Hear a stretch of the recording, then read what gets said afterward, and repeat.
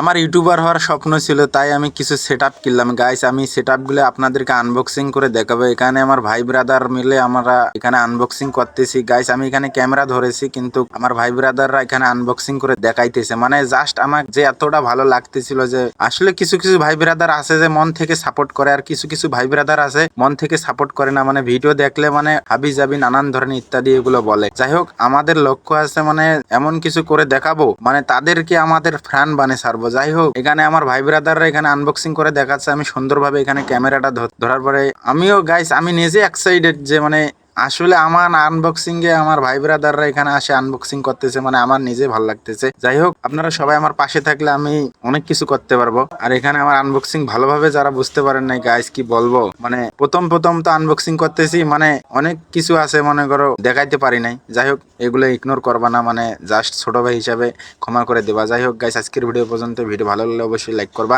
আমার সেট আপটা কেমন হয়েছে অবশ্যই কমেন্টে জানাবা।